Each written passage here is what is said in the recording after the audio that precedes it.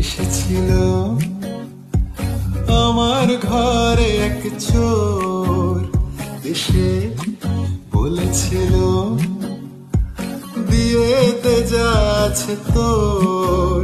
আমি বলি